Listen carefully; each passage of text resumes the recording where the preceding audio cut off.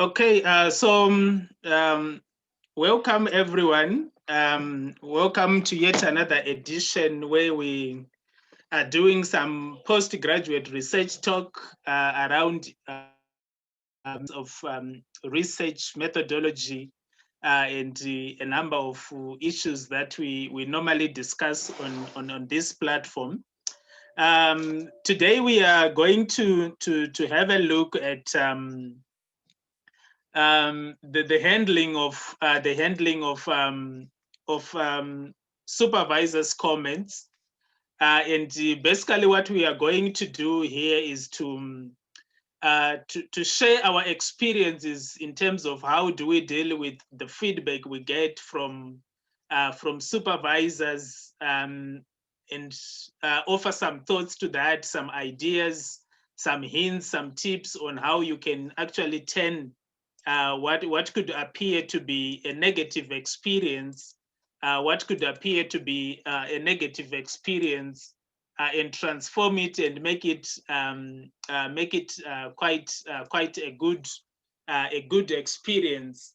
So the discussion of today is largely based on what we went through, and what we think can actually help people in their research journey, and all that. So from what I picked up in the beginning was people think that sometimes they get comments that gonna make things look really negative and all that, but we want to have a discussion on how can we turn that kind of negativity and make it something positive and something useful in that. I need to quickly reiterate that when we do research for masters, when we do research for doctoral studies, writing, we are going to have a discussion. I think Dr. Mari wanted us to look at academic writing, and I said let's look at the dealing with comments. So writing is a skilled craft. It takes a craftsman. It takes a craftsman. It takes a craftsman to be able to write. It takes time for people to know how to write. It takes patience for people to know how to write. It takes practice for people to know how to write.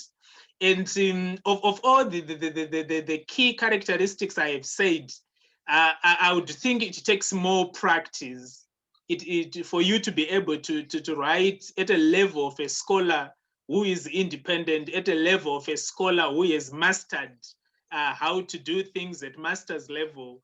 We have mastered how to do things at doctoral level. So you definitely need to practice for you to be in a position to produce reasonable quality of work, for you to be in a position to highlight research gaps, for you to be in a position to do quite a number of things.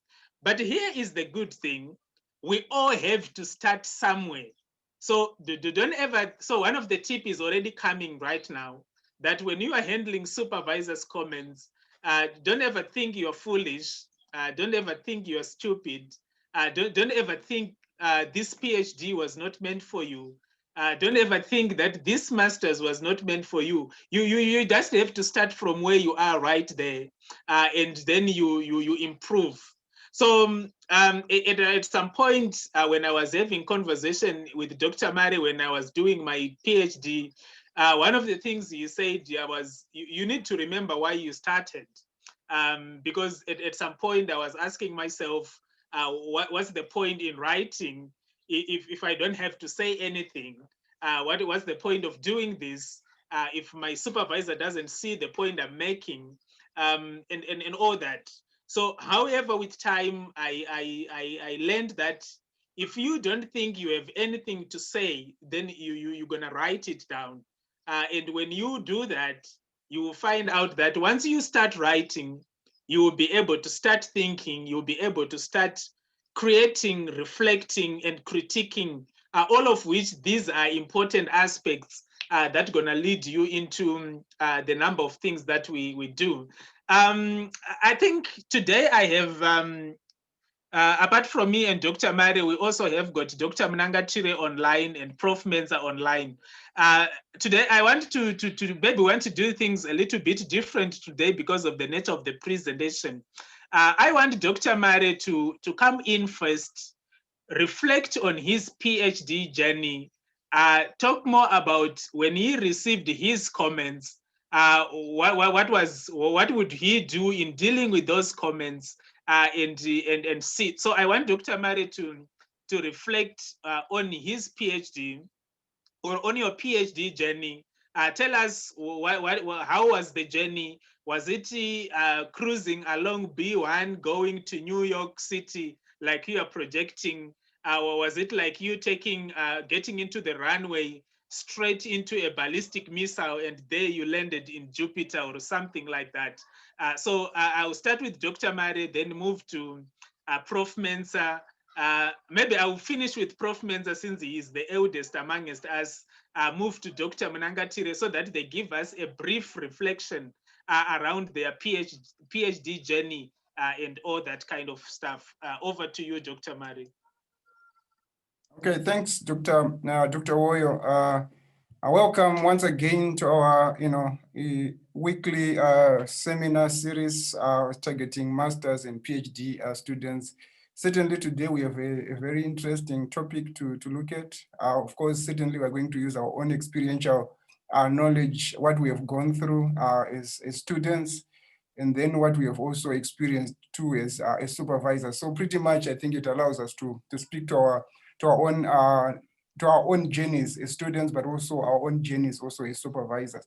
But let me start with my own reflections as a student at Rhodes University. I think it was around 2011 when I started, and then I finished around 2014, thereabout. The journey wasn't as easy as I would have wanted. It was a complicated journey in many ways because obviously, in as much as you would expect to always get positive feedback, sometimes you would certainly have to encounter what some would actually call adverse feedback from supervisors. But for me, I think what helped me throughout the journey was that I took time off before actually reading the whole comments.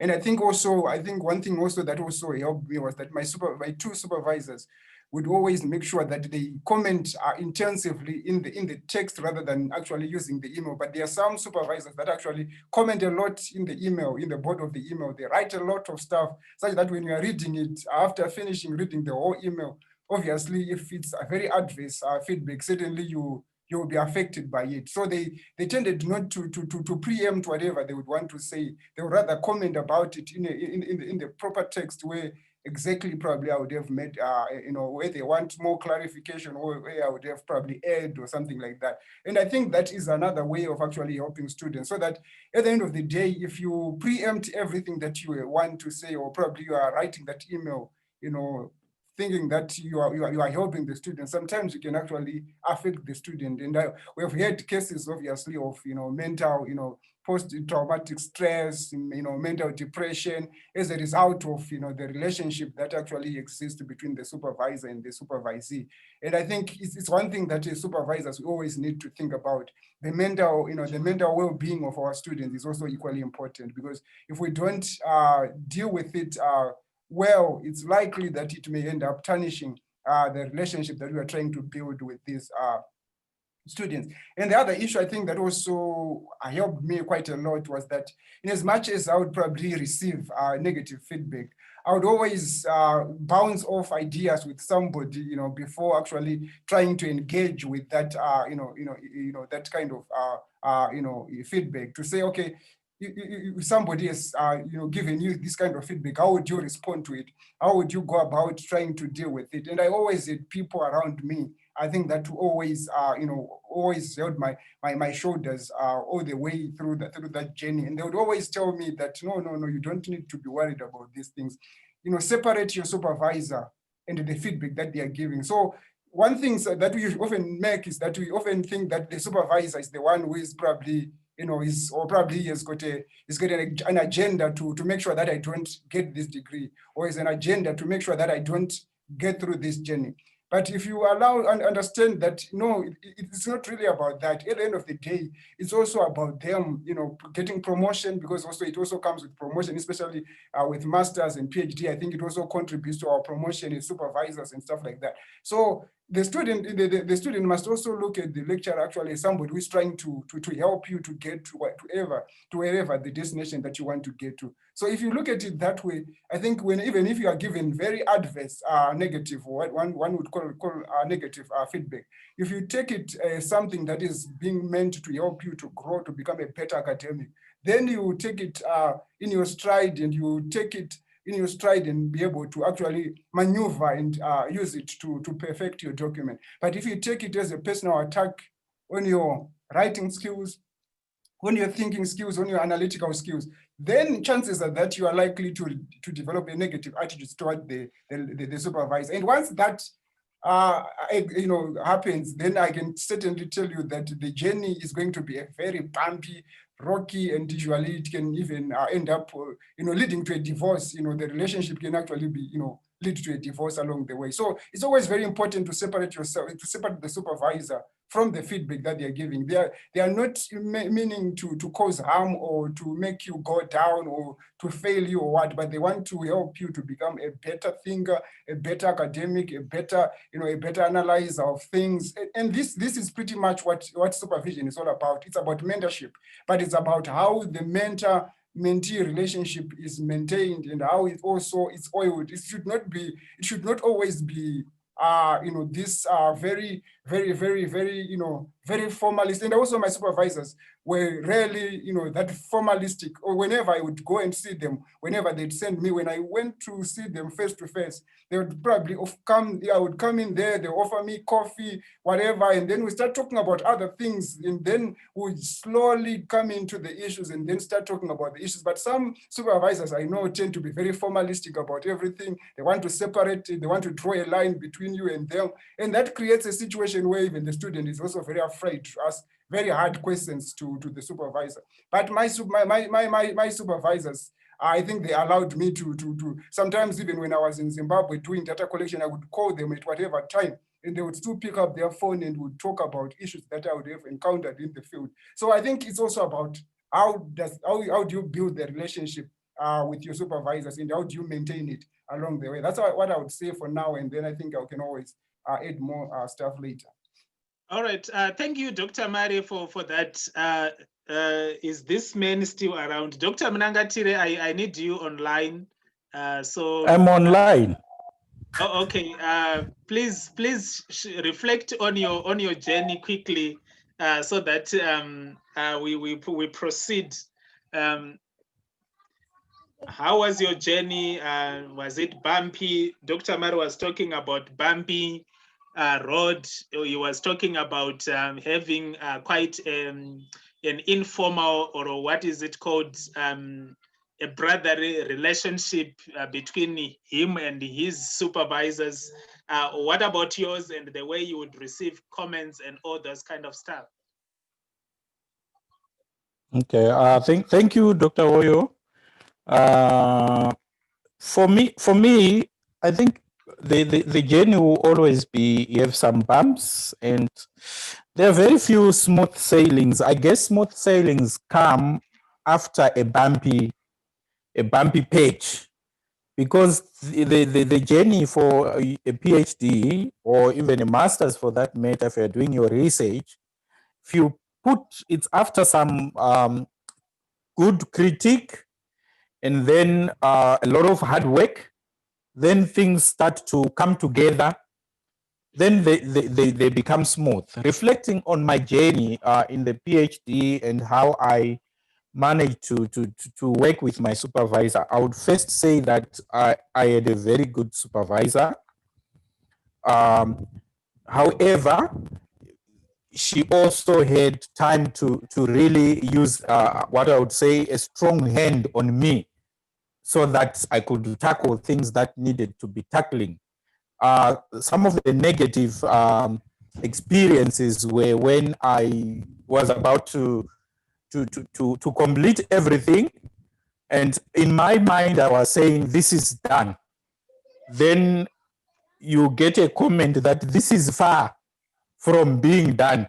I think this is the first draft of at least 3 more to come. So you would think of it, how much you have worked and put into that, and say, I'm getting there already. And then someone doesn't see the value that you have put into it, and you have to do it all over again. So you'd find that that's a negative, and it really brings you down. However, then when you reflect back after, you actually then, if you read your draft, what you have written today, if you come back maybe 5 days later, you read it, and if it still makes sense, then you have written very well. If you come back again after another 5 days and you read it and it still makes good sense and you don't want to change anything, then that's when you say, now I have written. So as long as you are a student, you write something and you give someone or your supervisor to comment, and they make comments, then you need to appreciate that input that they have done, because it's going to help you to reflect on some things that you might have missed. Because my experience was the comments were negative at that particular time. However, over time, I realized that, oh, really, actually the comments that were put there were actually being too kind, because the work was not really good. However, I would say also, there was a time when we were not in good, we didn't have a good bond with the supervisor. That made me realize that as long as we didn't have that good, the supervisor and would not treat each other as human beings. It's just another student that you are marking on. So even when she wrote the comments, it was just the comments. She would never think about what would this make the student feel. Would this motivate the student? Would this demotivate the student? So then, personally for me, I also used to be very reactive. So if I get such comments, I would actually then be confrontational. That what exactly do you expect me to do? Because here I've done the best that I could do. So that is the part when it's very difficult. But then as time goes on, I learned to study my supervisor, what exactly she expects, what she's looking for, which I would advise every student that the starting point of a working relationship with a supervisor is to know who your supervisor is and to form a relationship with this supervisor beyond just student-supervisor relationship. Because when one is writing, they need to think about you and how you feel when you read what they've written. Because if, for example, you see that a sentence is poorly written, I can comment, like from a supervisor's perspective, the first comment that will come maybe is this a PhD student? This is poorly written and below expected standard for a PhD. You need to do something better. But if you write that, and then if you think of this person, you know this person personally, you would read that comment again and you start to change it. I can see that this sentence is not really reflecting what you want to say. From when I read it, it's like I pick, you want to say this, but this is not what is coming out. Please read it again and think carefully. What is it that you want to say? And then try to rephrase it. So these two people are commenting on the same thing, and both of them are right in that comment. But how have they put the comment down? It's different. So I would just say the journey for the PhD and dealing with comments and dealing with supervisors is not easy, but it just requires to establish a good relationship with supervisors. That way it would help us now in terms of dealing with what we have to address in our projects as we go forward. I think that's what I can say for now. All right. Thank you, Dr. Mnangatire, for that. Let me come to the old man, Prof. Mensah. We want to listen from you, and you tell us. Please don't tell us the time when you were in England when you're doing the masters. Just tell us the time when you were doing the PhD. I think the majority of us here were not born when you were doing the masters. So if you can just concentrate on the doctoral, then I think it will be good. Very good, thank you. My doctoral journey was a very straightforward one because it took a long time to start. There were many false starts. When it should start, something happens and it doesn't start. So when it eventually started, I knew in my heart, this was my last chance to do the PhD. And nothing was going to stop me. And fortunately, I got a supervisor who gave very encouraging comments. Maybe because I was starting quite late in life, I had also acquired a lot of experience over the years. Because from 1977 to today, I've been teaching in the university. So long before I did my master's, I was already teaching. I was already attending conferences. I was already presenting conference papers. So I have picked quite a few things as I went along. Like you mentioned earlier, writing is an art. There is no science about how you can write and you learn it in 1 week and you understand it and you can write. It's an art. It's something that evolves slowly. So it comes with a lot of practice. And I had opportunity for that practice. And so when eventually I started writing, fortunately, my supervisor was happy with my writing. And that made the progress very smooth. My whole writing took about 1.5 years. I had to do a lot of background things before I started writing. But I got very positive comments. The one comment that I got that comes anywhere near to being discouraging was that this chapter is too long. Please reorganize the chapter into 2 different chapters if possible. And I had to do that. That was my first analysis chapter. And the chapter was almost 80 pages long. And so I have to reorganize that, and it took some time. When you are in the mood of writing, you don't want to be taken back.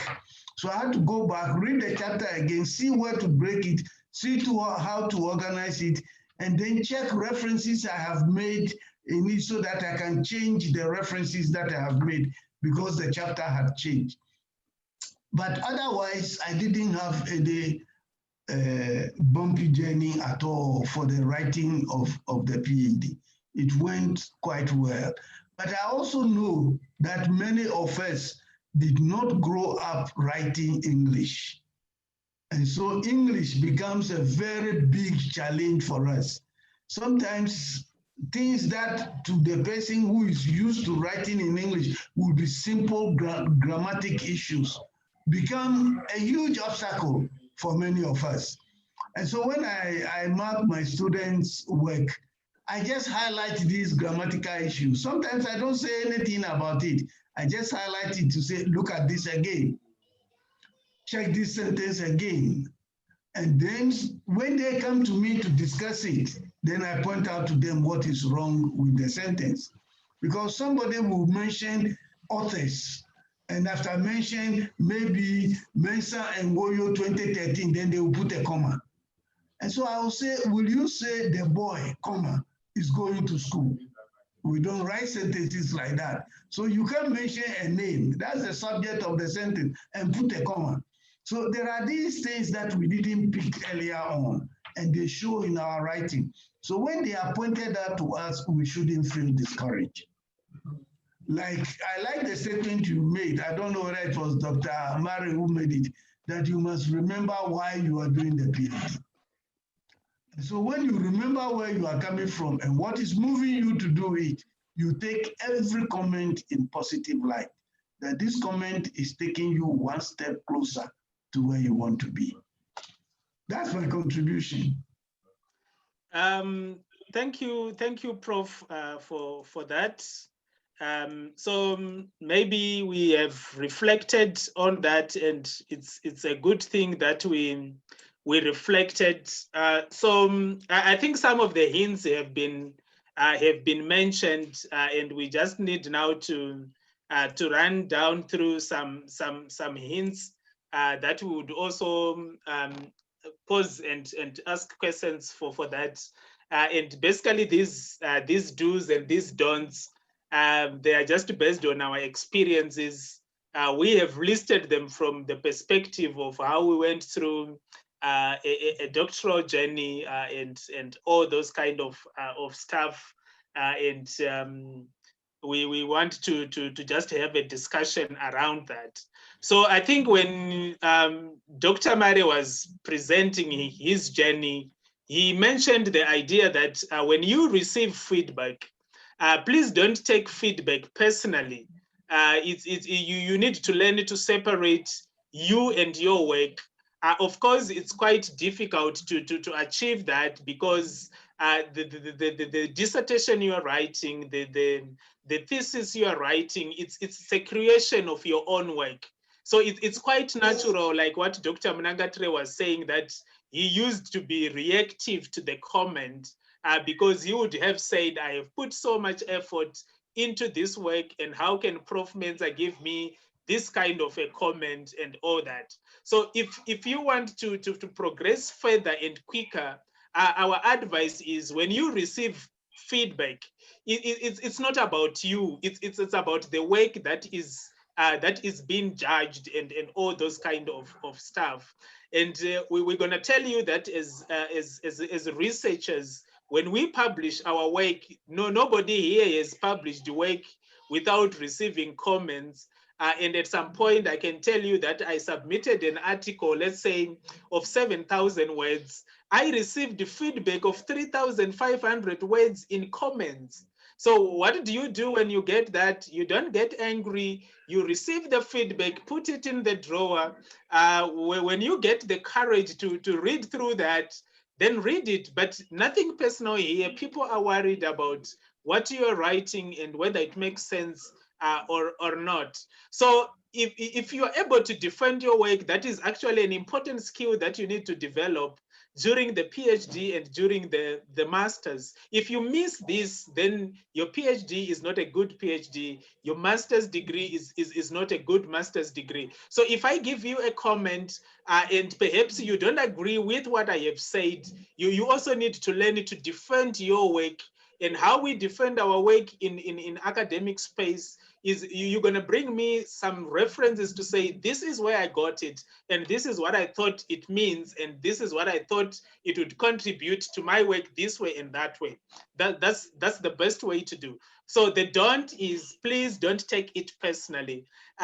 Secondly, don't ignore the comments you get from Prof. Menza, from Dr. Mnangatire, from Dr. Mare, from myself, or from whoever is supervising you. I know students have got that tendency. You give them comments, they ignore that. So please don't ignore comments that are made. Don't dismiss the supervisor's feedback. Because the comments you receive from your supervisors, it's intended to help you and develop you and make you an independent researcher. My wish is when I'm supervising you is I want you to be at my level, to do the kind of work that I do. And at this point, Africa is actually in need of more doctoral people. So if I can produce you as a doctoral person, then I would have contributed to the development of Africa and all that. So if you don't take it personally, then this point will not be a problem. Usually this point comes because people take things personally and they don't need to listen to that. And please don't use feedback as an excuse not to write. My chat with Prof. Menza in the afternoon, he was saying that he gave his student 25 comments, and perhaps the other supervisor just gave 5 comments. And when you receive 30 comments in a proposal, for instance, people can take it as an excuse not to write. Rather use the feedback to beat up yourself, or to think. Don't use it to beat up yourself. Use it to beat up yourself, but don't use to think you are stupid. Don't use it to think you are not good enough. The point I'm making is you are not stupid. You are actually good enough, but you just have to learn how to do it. And most of the comments that you receive from your supervisors, they all point on you learning how to do it, because it's the how part, it's the mechanics of doing it that normally doesn't go well when you write. So if you use feedback to know how to do it, then it's gonna help you to improve. Don't fight the person of the supervisor. So don't fight me, don't fight Dr. Mare, don't fight Prof. Menza, don't fight Dr. Mnangatire, don't fight other doctors we normally bring on the platform. What you need to do is you need to argue your way out based on the ideas you feel you are making in your thesis, than to say, no, my supervisor doesn't like me, my supervisor is this and that, and sometimes people bring in a lot of issues like tribalism in the process and all those kind of stuff. It's really not going to be helpful.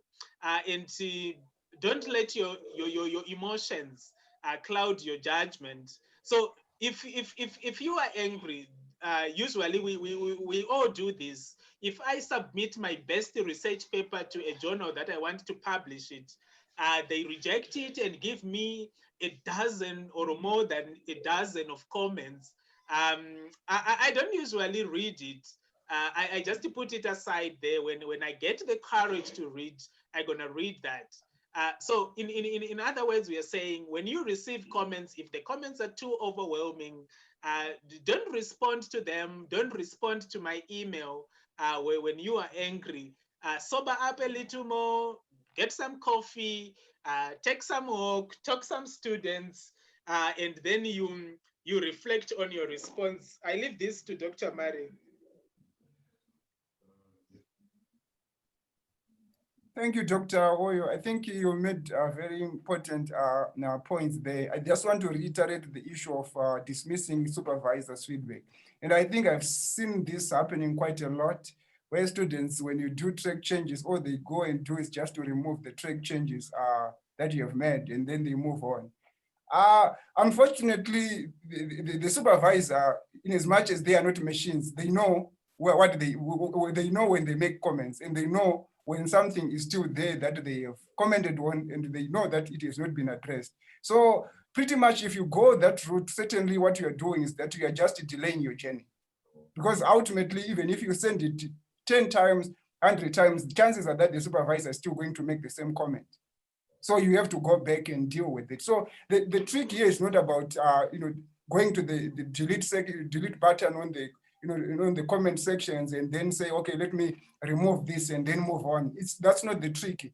The trick is about looking at each comment as it is. Look at its merits. Look at why that comment was made. If it's a comment saying there are not adequate sources there, you have not done the proper referencing, you have not written proper grammar, make sure that you do that so that you can move on to the next stage. Otherwise, if you just move in and say, I just want to remove this comment, and then probably you will not be able to see it.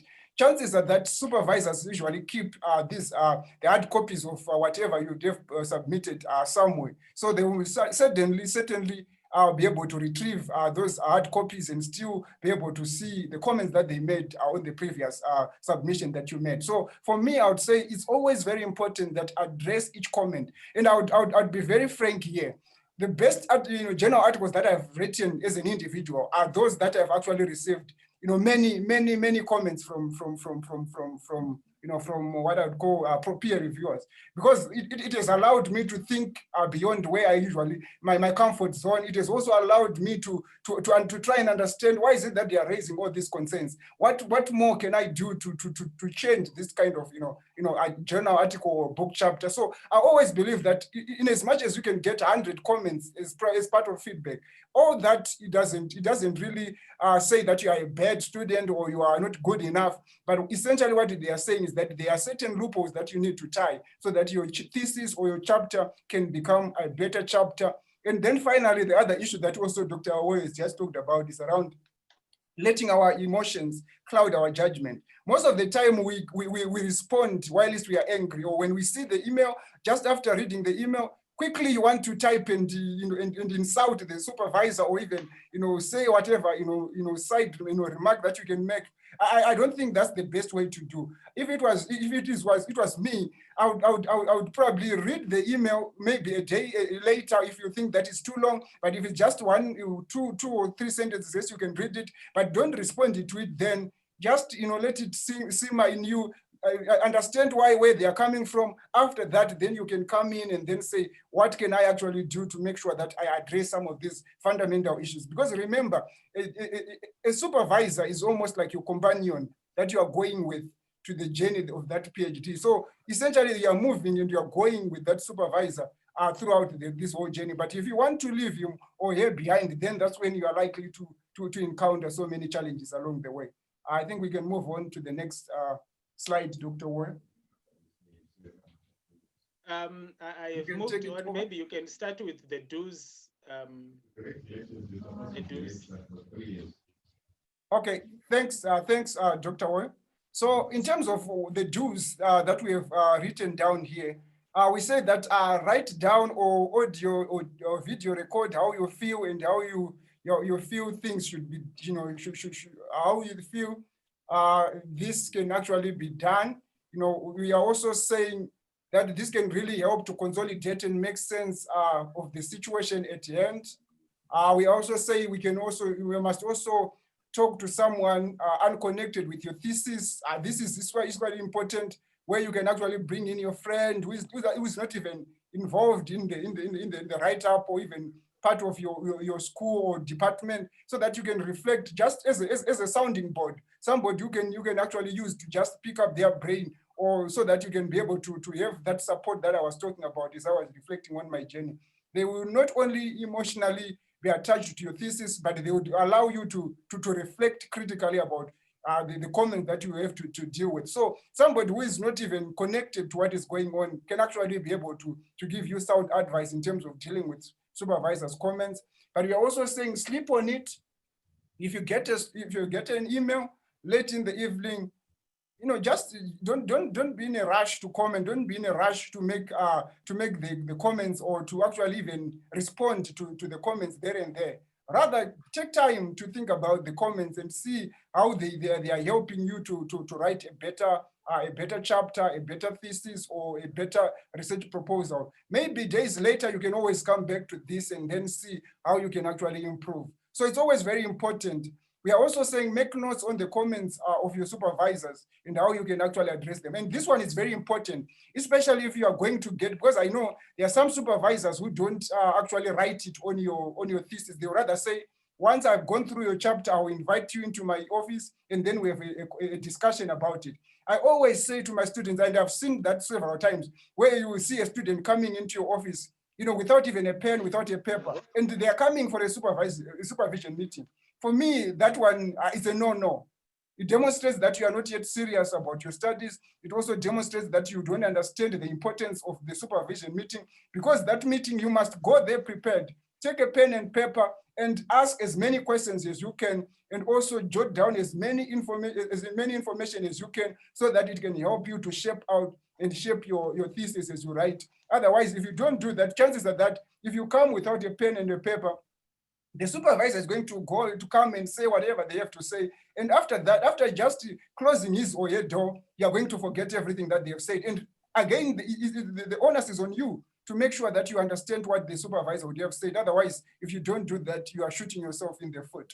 And then the other issue that I want to just raise in terms of the do's are arrange a meeting with your supervisor or a supervisor, talk to them about their comments, your reaction to their feedback, and ask questions to clarify exactly what they meant. For example, people were talking about vague comments because, especially in English, some comments can be very vague to the point that you don't even understand how to go about tackling them. So if you get into a situation like that, make sure that you book a meeting with the supervisor, make sure that you properly plan for that meeting, go there prepared, not only prepared in terms of a pen and a paper, but even if possible, even audio record it. If possible, ask the supervisor, are you comfortable with me audio recording or video recording this conversation so that I can pick on it later? It's also very important to do that so that you can be able to get the maximum commitment that you can actually get from a supervisor through supervision. Dr. Wo, you can come in or others can chip in. Maybe let me ask Prof. Menza if he wants to allude to other comments, then Dr. Mnangagwa, then we proceed. Other members, we are going to take comments later. We just need to finish this presentation that we have put as talking points. Comments are always good opportunities for a student to know how the supervisor is thinking. And so, like Dr. Mari said, when you go to your supervisor for comments, be ready to take down the issues he will raise, the ideas that he will share, because that opens his mind to you. And it is what you hear during those meetings that will move your work forward. So they are very important meetings. Sometimes you get these comments in writing, but when you write and the supervisor writes and you reply, that is asynchronous. But when you come to his office for discussion, that is synchronous. He says something, question, and he will clarify, and you ask more questions, and he will. So that is a great opportunity for you to get a lot of information in the shortest possible time. And students should take advantage of this. All right. Dr. Mnangagwa, do you have any comments there before we proceed? At the moment, I think we can proceed. Okay. So thank you very much. And I think people need to emphasize more on the issue of it's only now, even when we are in this pandemic, even if when you are doing a meeting virtually, it's quite important that you record this meeting, you listen to what would have discussed, so that you reflect on that. And most of the times, what I normally do when I receive documents, I use my Word 365. It allows me to compare the previous document and the current document. And it gives me a quick glance in terms of whether whoever Cynthia has made some corrections or not, and all that. So it's quite important that we are dealing with comments. Let us deal with those comments. And one of the things that you can also do, that researchers do when they are dealing with comments, they normally put these comments in a table, list them down. And then when you read each comment, you would actually see if you have actually properly addressed the particular comment the supervisor has made. So once you are clear about what you need to do to improve your work, then you can systematically work through each comment and make the necessary amendments. But most of the times you're going to read maybe a comment where you have said, this sample size is still not justified. The same sample size, which has not been justified, will still come back in proposal version number 8, in proposal version number 15, and it can still go to the faculty committee, to the postgraduate committee with the same mistake that has not been corrected.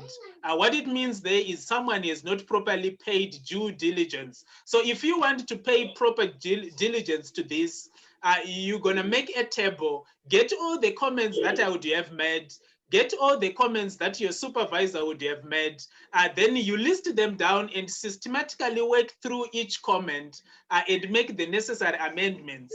And if you do it in a table, you can actually put another column where you would say, if you have dealt with this comment, you can actually put a tick or indicate you are done with that.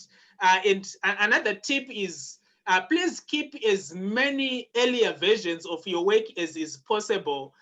Clearly label them according to dates. Like if you are in June, your proposal should be labeled June. If you are in August, it's a revised version for August.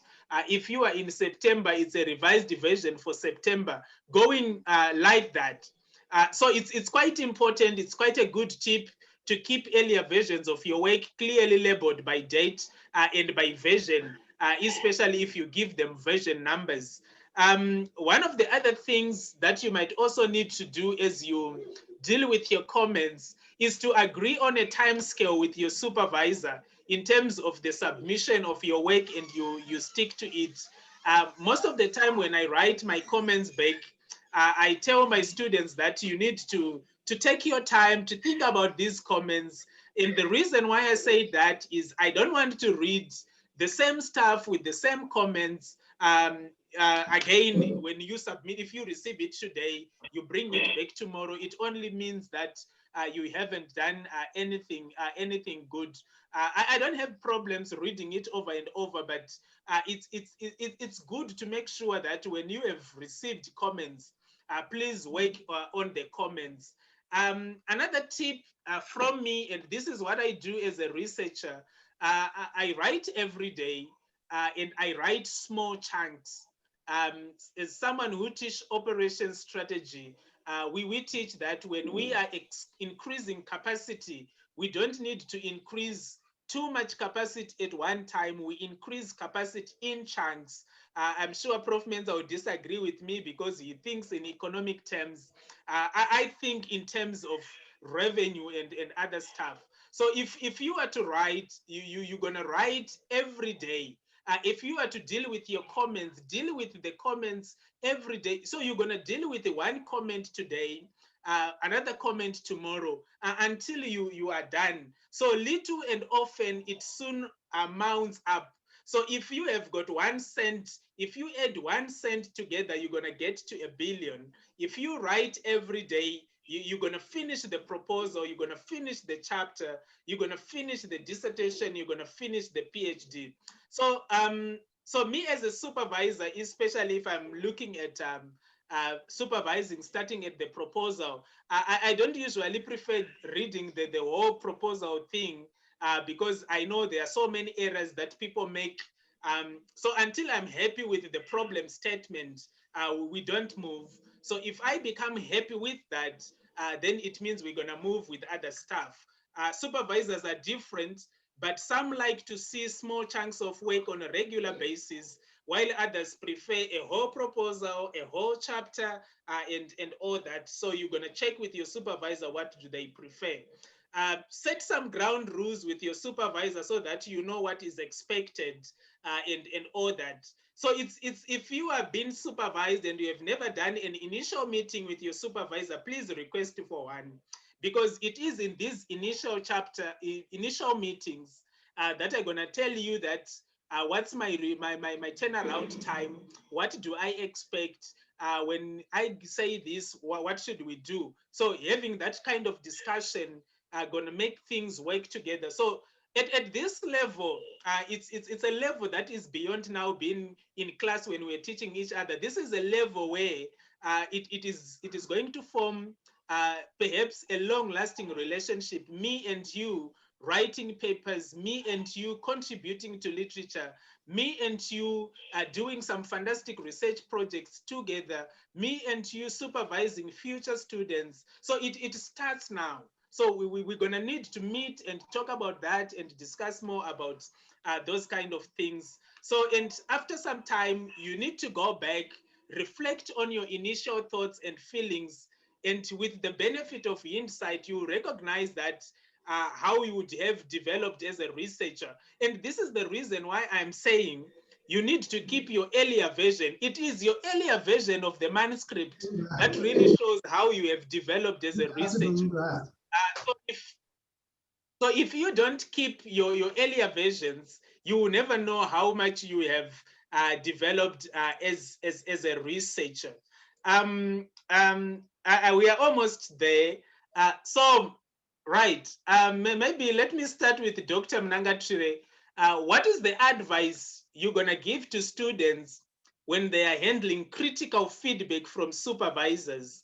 What is the kind of advice you're going to give to students when handling critical feedback from supervisors? You know, as one delves into the research field, it is quite natural that since we are novice, we're going to receive some kind of feedback that we think this feedback is hitting really hard. What's your advice in terms of how they should handle that? Dr. Mnangatire, if you are still available. Okay, thank you very much, Dr. Woyo. Here is my advice. The first thing is, why are you doing a PhD? Or why are you doing that master's that you are doing? Everyone who got the master's or who got the PhD had to overcome stumbles. If it was that easy for everyone to have a master's, for everyone to have a PhD, then everyone will be having it. So critical feedback that you get is for you to prove yourself that you earned the PhD, you earned the master's, because these qualifications need to be earned. I always tell my students that if you don't want to handle the difficult things in this master's, in this PhD, why would we award you this master's or this PhD? Because everyone else would have come and get it. Those who do not want to deal with these difficult things did not apply for the master's, did not apply for the PhD. So this is what is differentiating you from the one who is not going for the PhD and you who is going for the PhD. That's number one. Number two, you need to accept that you are a student. If you were not a student, then you would just write your PhD and submit it for marking, and it will be marked and you graduate. But you are a student, so it's acceptable and it's normal for you to be given feedback that shows that you are far away from the goal that you need to reach. Then number three is that PhD in particular is self-driven work. It's for you to actually lead and guide the supervisor. So the work that when a supervisor gives you critical feedback, they are not attacking you. They are basically challenging you that you want to think and write at PhD level. I have read what you wrote. I have these questions. How do you address them? The last thing is that if you feel and you believe what you have written and the comments that have been written by your supervisor are not accurate, you don't say they are not accurate. You need to provide a counter evidence that would convince your supervisor that, oh, you are right. I didn't see it that way. As long as you cannot put something on paper that I recognize this feedback that you gave me, but I think this methodology that I want to use for this problem is actually the right one. Then you bring in studies that have been done using that same methodology, how they fit into your problem, so that your supervisor is convinced and they'll say, oh no, I didn't see it that way. And then you have proved yourself that you are worthy PhD. Thank you. All right.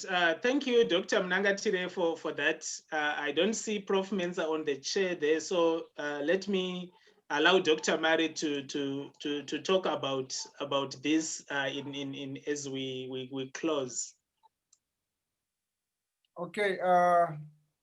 Okay. I think let me just deal with this final slide. I think it's very important that we always understand that the feedback is directed at your work and not at your person. I think we have talked about it, that separate your work from the person, from your own personality or yourself. I think it's very important. I know it's not easy, but I think it's one thing that you need to master as you go on with your journey as a master's or a PhD student, because once you don't do that, the chances are that you are likely to be affected by some kind of comments that you are going to get. But as we have already pointed out, your supervisor means the best for your research and your career. Although the tone and behavior or even the words that they may use might seem harsh at times, but they are also trying to push you to get out of your comfort zone and think in ways that can actually enrich your studies rather than actually make it worse. So it's always very important to understand that the feedback is directed at your work. It's very important. And the other issue that is also very important is that do not react, but respond.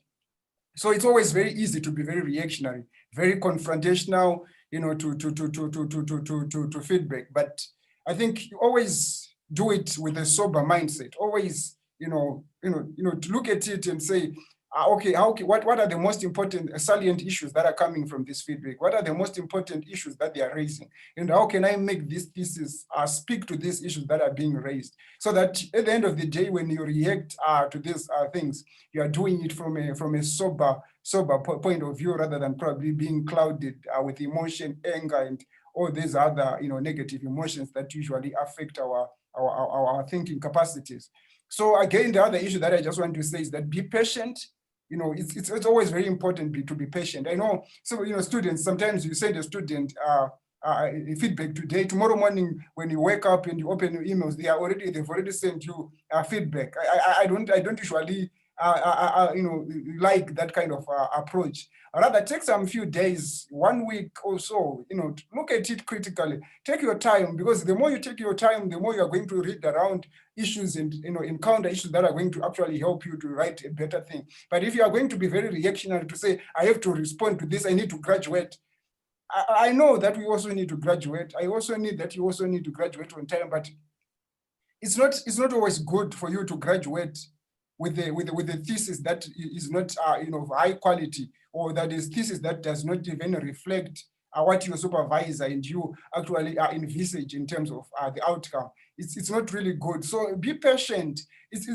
Especially for me, usually when I'm supervising, I always tell the student that if you think that you want to just graduate, then if you want to do that, make sure that when you finalize and submit, my name as a supervisor must not be there. Because if it's going to be there, and I know that I'm not ready to vouch for that quality of that thing, then certainly you are not supposed to be supervised by me, but others who are prepared just to see their names on every other document. It's always very important to look at it in terms from a quality perspective. So the supervisor becomes almost like a quality a quality assurer, a quality manager in that process. So he or she is always interested in the quality, the output, the final output should be the one that really matters at the end of the day.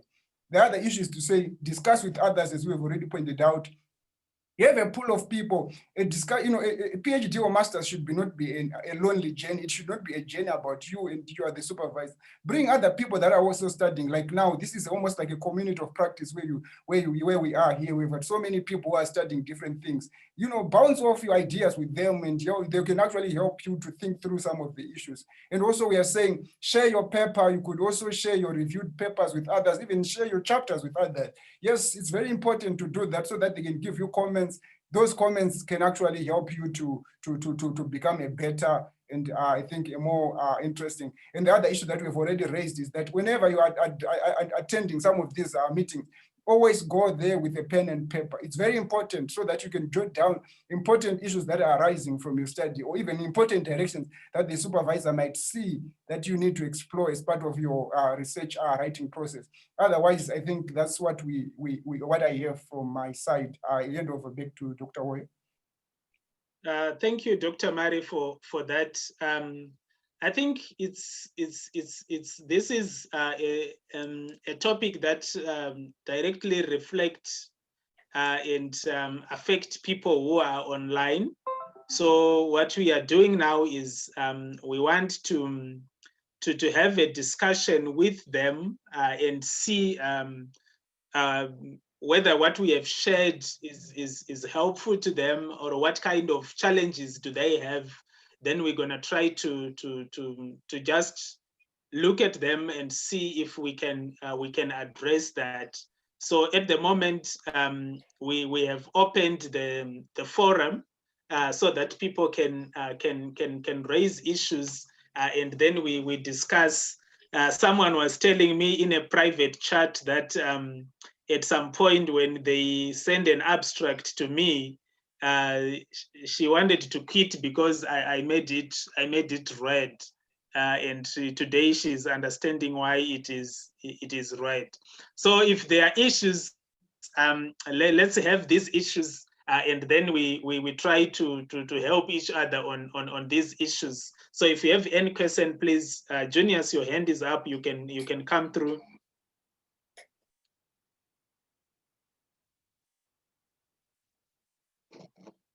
Junius?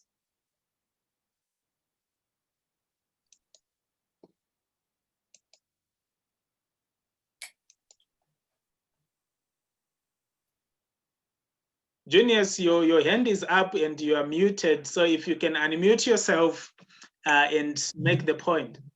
Yeah, Doctor, do you get me now? Yes. Yeah, Doctor, it was quite a marathon session. Yeah. However, I have only few questions that I would like you to probably to help me out. The first question is that do the following factors have any impact, probably being a positive or a negative in a supervisor-student relationship? The issues such as gender, the age, the country of origin, and also the personal favors. Maybe the supervisor, like academic, he wanted the student to write more on academic.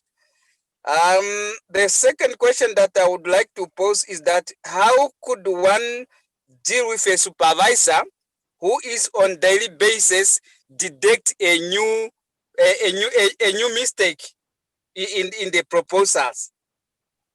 And lastly, in the world of COVID-19 now, how could now one deal with to meet with his or her supervisor? Thank you. Okay, thank you, Junius, for that. I was trying to jot it down as you were saying. So the first one, you are looking at whether there is an impact, whether the supervisor relationship can be affected by gender, Sure. age, personal favors, and country of origin. Sure. Okay, let us respond to this one. And they probably also experience. And experience. Okay. All right. So let us respond to this one. In my thinking, none of these factors except experience perhaps has quite a detrimental effect to supervision.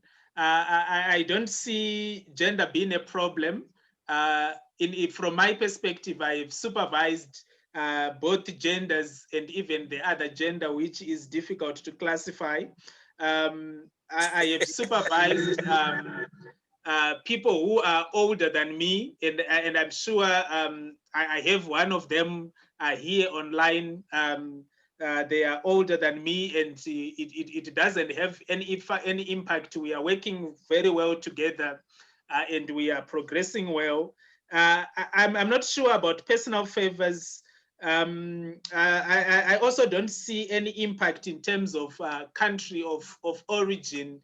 Like if it depends, because what I want to see in you is at the end of 2 years or at the end of 3 years, we should produce this PhD. And if we produce this PhD, it adds to my CV in as much as it adds to your life.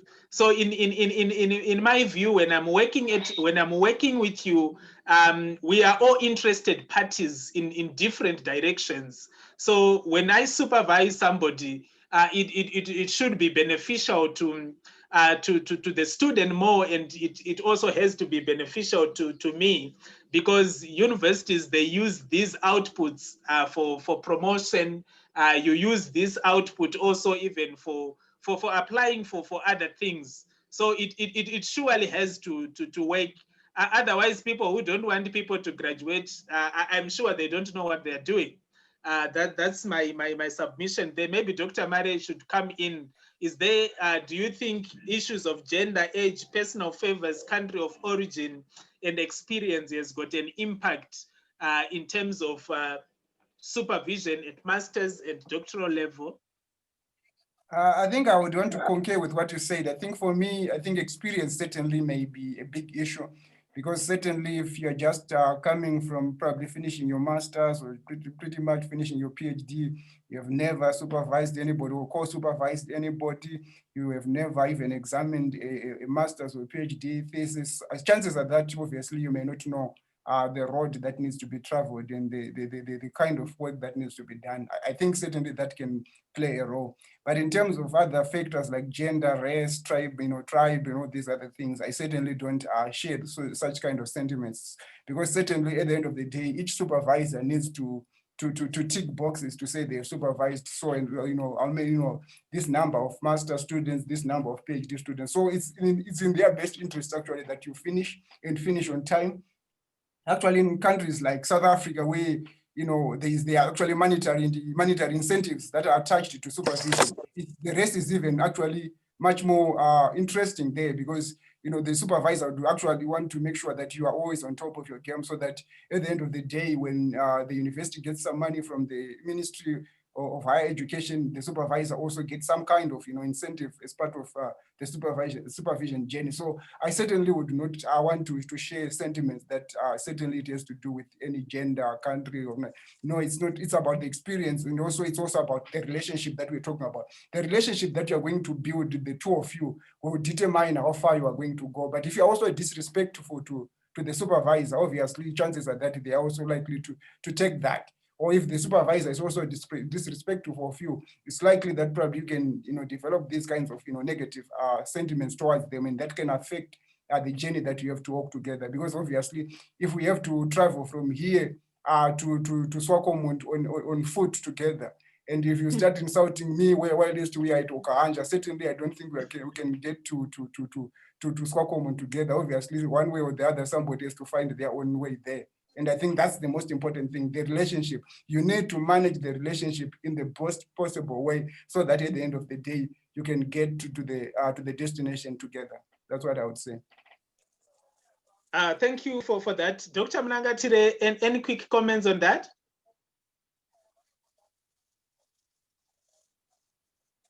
I don't think he's online.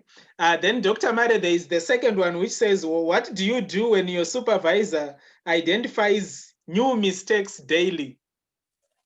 I think that one it's bound to happen, because remember, supervisors are not machines.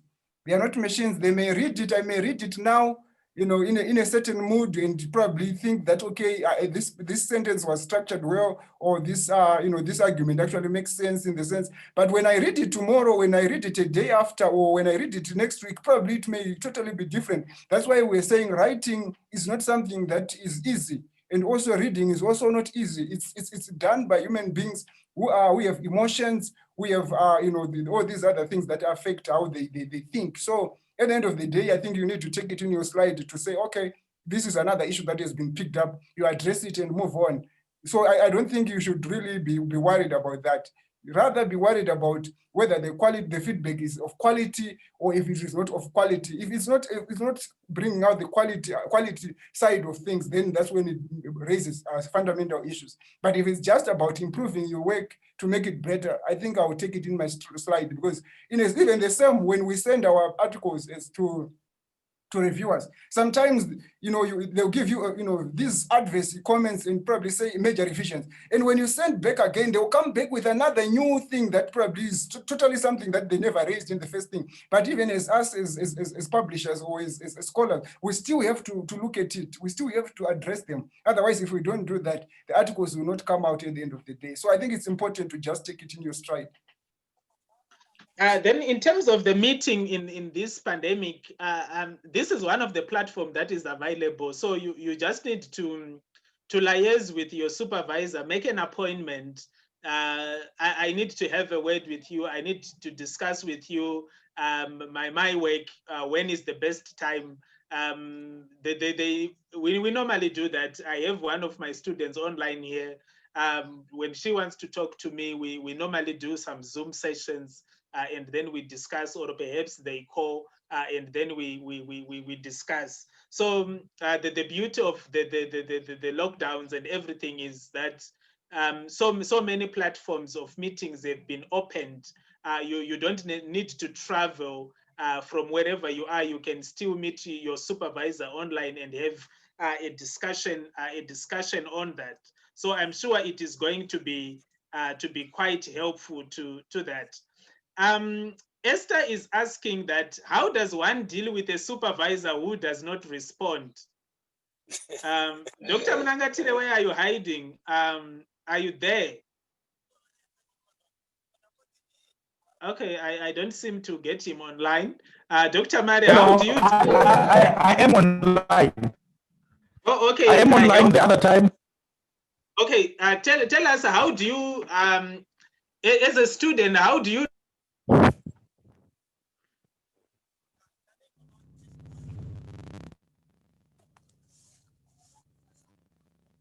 Hello, can you hear me? Yes. Your supervisor is not responding, and all those kind of stuff. How do you know? How did you dealt with that?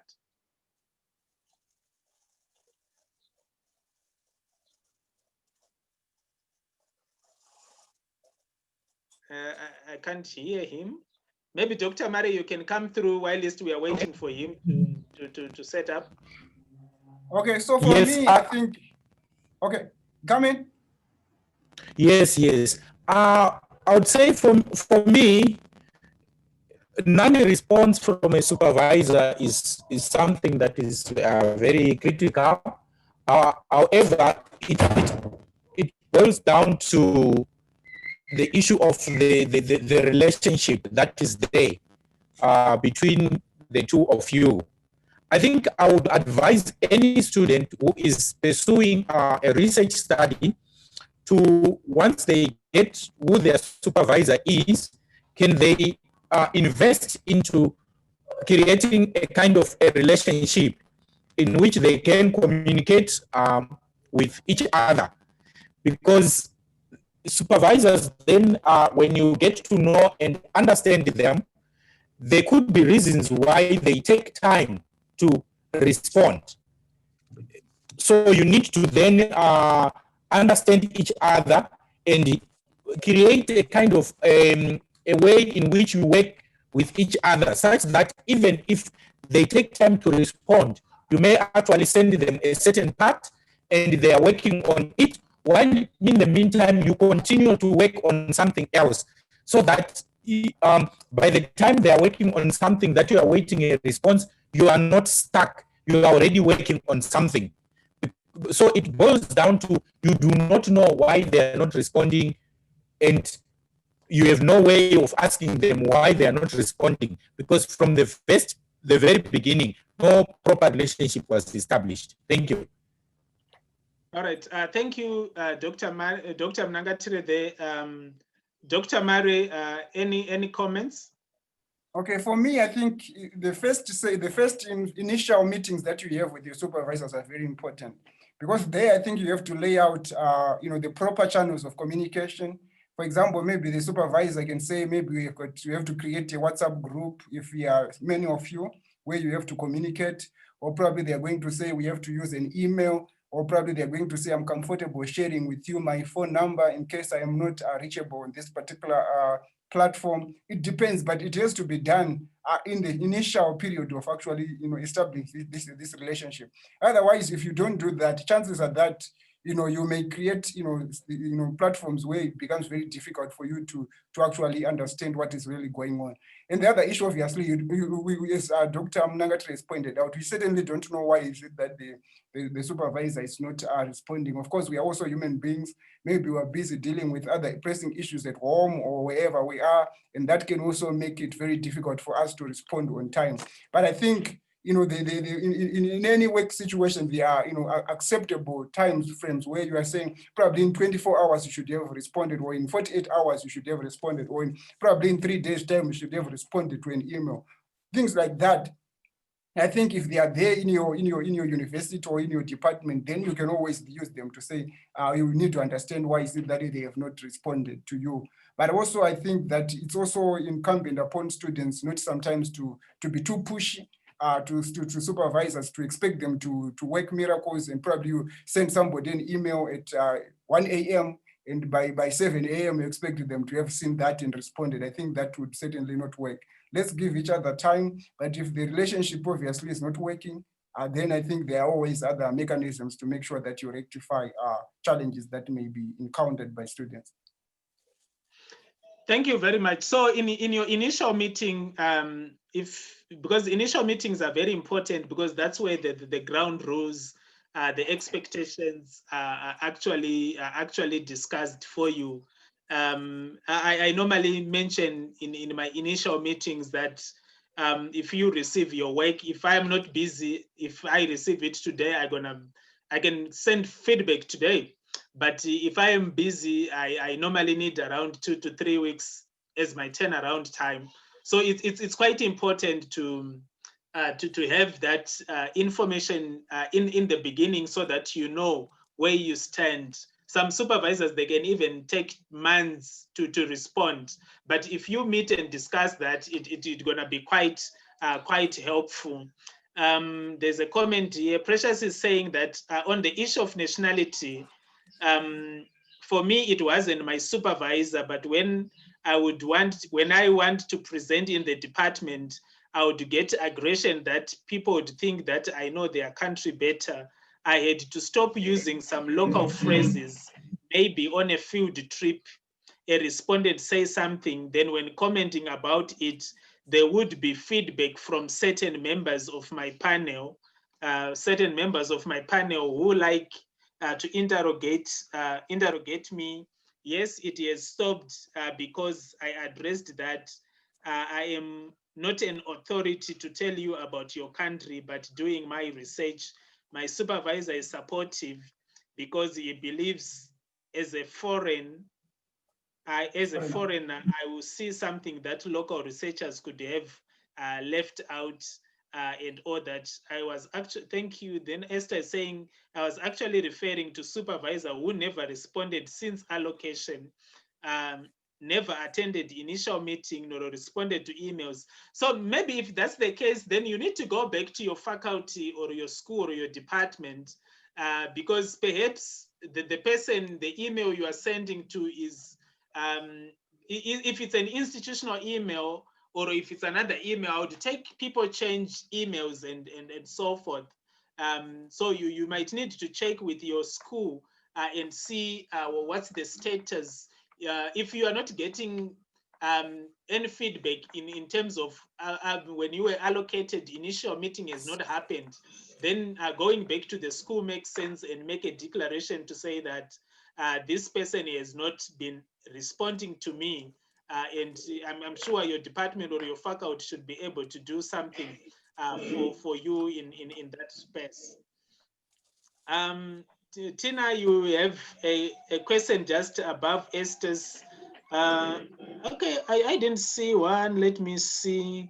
Okay, is it acceptable to remind the supervisor to provide comments in case I feel they are taking too long to provide feedback? Yeah, I think so. It's quite acceptable to remind your supervisor to say, okay, Dr. Mary, how are you?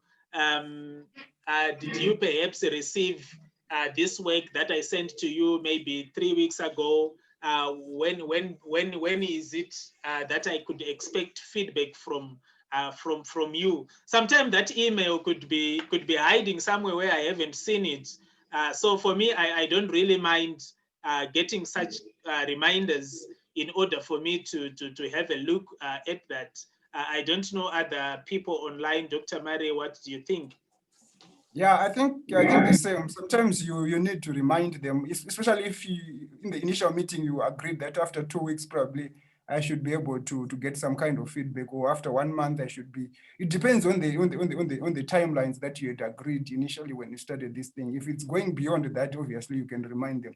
But I also think that sometimes it's about how you frame the email or that conversation, because if you do it in a way that you think like you are pushy or that kind of thing, it can also disrupt the relationship. It's about doing it in a very civilized, civil way, but also just maybe start that email with a way of understanding that we are all in a COVID situation right now. There are so many expectations on us, and how are you coping as a family? I just wanted to check if you had actually been able to go through the chapter that I sent to you 3 weeks ago or 1 month ago. I just want to know. But while it's doing that, as we've already pointed out, continue with other chapters. I think the problem is that we wait and we don't do work. I think that would really be unfortunate. Do the follow-up, but also continue with the work, especially if there are still other chapters that still need to be written. Proceed, but also remind the supervisor to follow up on your work. Okay, as we finish, I think Junior's hand is up. You go through. Yeah, thank you, Doc. I just want to ask a question that at what stage a student could request for the reallocation of another supervisor should the relationship become unbearable? Oh, okay. We might not have a straight answer to that. It depends with the policies of your university. What does your university say in terms of you being changing supervisors? Because I'm sure there are interventions that needs to happen before that can be effected. I don't know, Dr. Mari. So you might not find a straight answer from me. Yeah, it's clear, Doc. Yeah. Okay, I just want to come in to say, once you feel that the relationship is it has just gone to a point where you can't salvage anything from it. I think the sooner the better that you find other alternatives of actually addressing it. Probably talking to the HOD or whoever is responsible for the allocation, so that you can actually deal with the issue. Otherwise, if you wait, then you end up wasting each other's time along the way. I just wanted to also to respond to another issue that was raised, whereby a supervisor has never responded since allocation. I think that also case can be an issue where a supervisor probably was not happy with the student that they were given, and they probably don't know that topic. So I also know that allocations can also become very political in some spaces, where you are given students that you are not even comfortable with the area where you can't even supervise, but because people have to be allocated someone, you end up having to supervise that. And I think that could be an issue, that could also be contributing to that, to say, why is it that I was not given when I was not there? Why is it that I was given such a student or that kind of a topic? And all those kinds of issues can also raise those kinds of issues. So that may also contribute to a point where somebody doesn't even end up even, responding to these emails at all.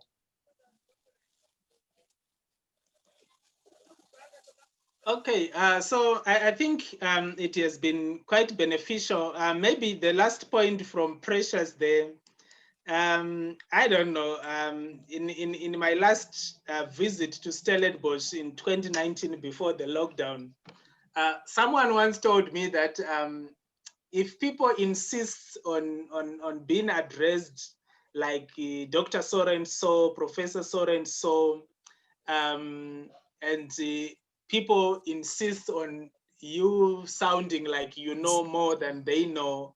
The person said that just know these fellows are not yet there. So I'm not saying anything, but it's quite strange to hear that, because all people should be interested in is what kind of knowledge should be should be produced from the research you are doing, because it's quite to be a good knowledge, board of knowledge that is going to be helpful for them and for us and for everyone globally, and all that. So it's quite unfortunate, but sometimes most of those stuff happens, and it is those issues where experience would now need to come in and soberize those kind of instances.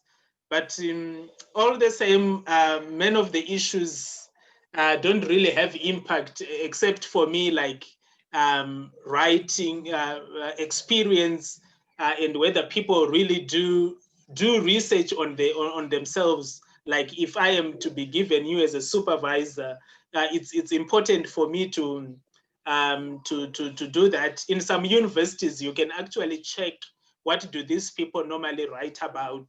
Are they the correct people to be with me or not? Because supervision is quite difficult if someone is not writing anything about anything.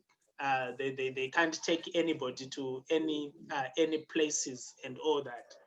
So yeah, so Dr. Mare, maybe if you give us closing remarks, then we sign off the meeting and we meet again next week, maybe. Okay, thanks so much. I think it's been another interesting conversation that we have had on this platform.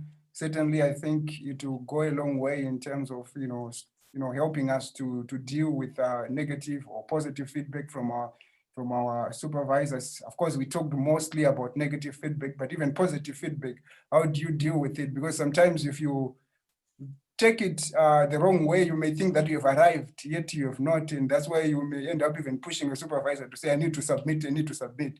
So I think also you also need to be able to deal with even positive feedback in a way that is also with some kind of restraint, so that you don't overpower your supervisor to a point to say, now we need to submit when the supervisor doesn't think that it's already there.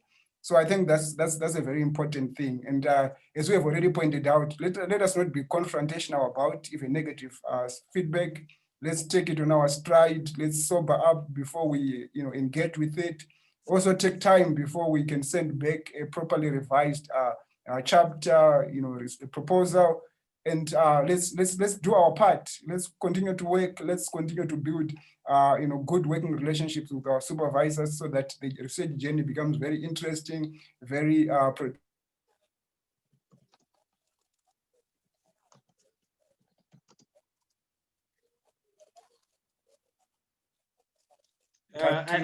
and then how do you then I'll ensure that your academic voice it becomes clear as part of this writing process, because writing, as we've already pointed out, it's an art. It's not something that comes from in ways that you probably would want it to come. Sometimes it takes longer. For others it's very quick. So I just want to say, probably that would be the topic that we'll be addressing next week Friday, once we put our heads together. Thank you. All right, so thank you, everybody. Until we meet again, stay safe, and it's bye-bye for now. Bye-bye. Thank you. Bye-bye, everyone. See you.